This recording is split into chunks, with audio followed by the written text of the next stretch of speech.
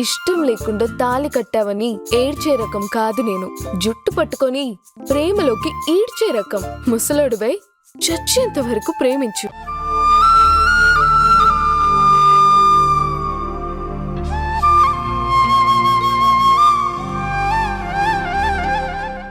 అరగంటలో ఇక్కడ ఉంటుంది ఆంటీ. బాలుని కూడా తీసుకెళ్దామా? పర్సనల్ ప్రైవేట్ అంటున్నాను కదా. ఈ టైంలో ఏంటమ్మా అంత ఇంపార్టెంట్ మ్యాటరు? ఏదో సర్ప్రైజ్ అంటున్నాడు కదా, విలువైన గిఫ్ట్ ఏమైనా ఇస్తాడేమో. తీసుకెళ్ళు బాబు. రా.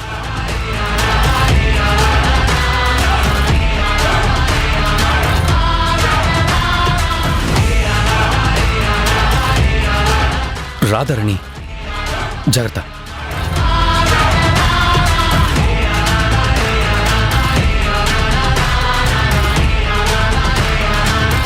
కూర్చో.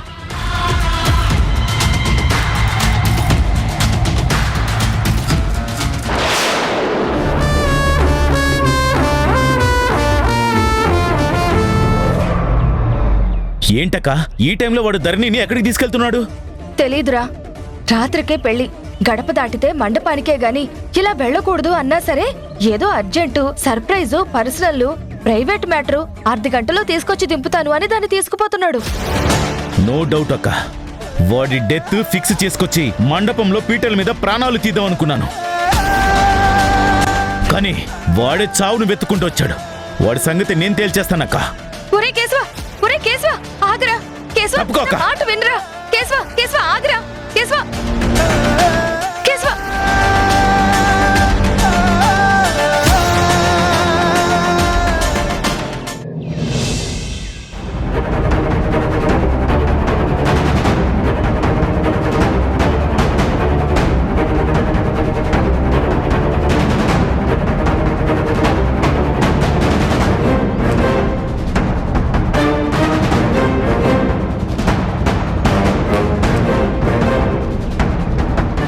అమ్మమ్మా, ఏంటమ్మా? ఏంటమ్మమ్మా ఏదో టెన్షన్ పడుతున్నట్టు కనిపిస్తున్నావు? అబ్బే, టెన్షన్ ఏం లేదు. అవునమ్మమ్మా, ఏంటి ఇందాకేవో మాటలు వినిపించా? ఆ వాయిస్ గుణగారి వాయిస్ లా ఉంది. గుణగారు ఏమైనా వచ్చారా? గుణ వచ్చాడు. గుణగారు వచ్చారా? మరేరి వెళ్ళిపోయారా? ఎందుకు వచ్చారు? అది జనని అంతకు ముందు గుణ హాస్పిటల్లో పనిచేసింది కదా. ఫైల్స్ విషయంలో అది ఏవో రిపోర్ట్స్ అట. తనకి అర్థం కావట్లేదని జననితో మాట్లాడడానికి వచ్చాడు. ఓహో, అలాగా. మరి అమ్మేది? అదే ఆ ఫైల్స్ విషయంగానే ఏదో మాట్లాడాలని అమ్మను కూడా తీసుకెళ్ళాడు. అంతే అంతే. నువ్వు వెళ్ళి చదువుకోమ్మా, నాకు చిన్న పని ఉంది, నేను ఇప్పుడే వస్తాను.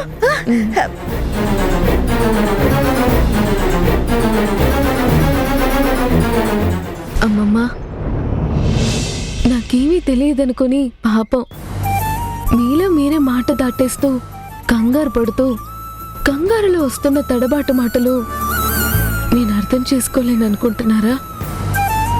కానీ నాకు నిజం తెలుసమ్మమ్మ.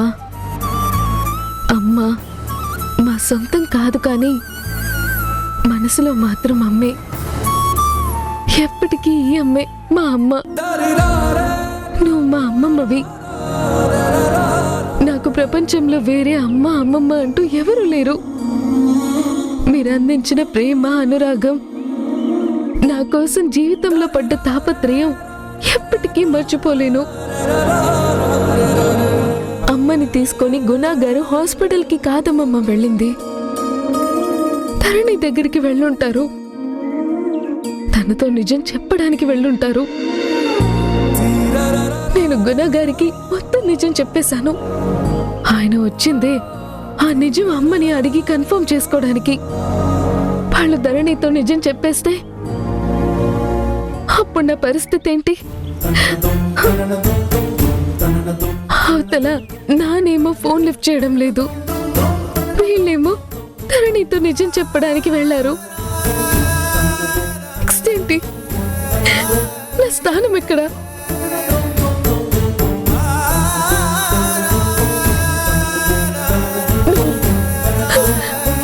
ఎప్పటికీ ఇక్కడే ఇక్కడే. ఆయన నానైనా నేను ఈ అమ్మతోనే ఉంటాను. నన్ను పెంచారు కదా.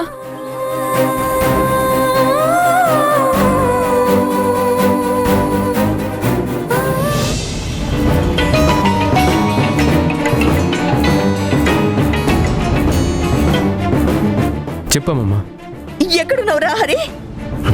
నేను ఎక్కడో అక్కడ ఉన్నానులే, కానీ ఏంటో చెప్పమ్మా. మీ నాన్నకి నిజం తెలిసిపోయిందిరా.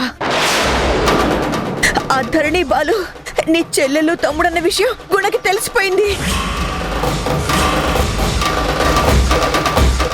ఏంటమ్మా నువ్వు చెప్పేది? ఎలా తెలిసిపోయింది? నాకేం తెలుసురా. మొత్తానికైతే నిజం తెలిసింది. జర్నీ దగ్గరికి చాలా ఆవేశంగా వచ్చాడు. మీ అమ్మతో చాలాసేపు మాట్లాడి నిజం దాస్తావా, నా దగ్గర దాచాల్సిన అవసరం ఏంటని కాస్త గొడవపడి ఇప్పుడు మీ అమ్మని తీసుకొని సరాసరి ధరణి వాళ్ళ దగ్గరికి వెళ్ళిపోయాడు రా. అవునా?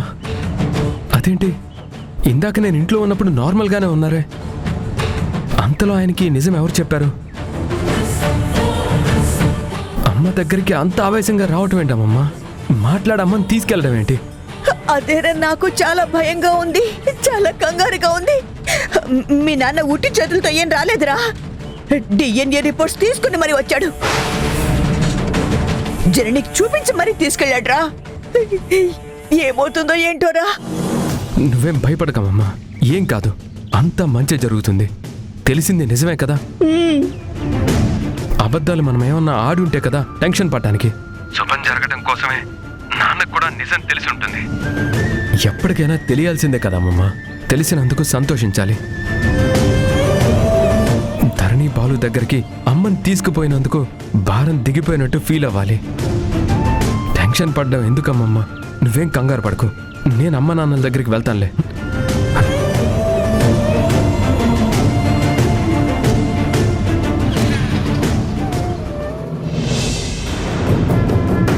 ధరణి, అమ్మా ధరణి, ధరణి, అమ్మా ధరణి. ఏమండి ధరణి ఎక్కడ? పెళ్లి మండపానికి ఈ బ్యాగ్ తీసుకెళ్ళాలా?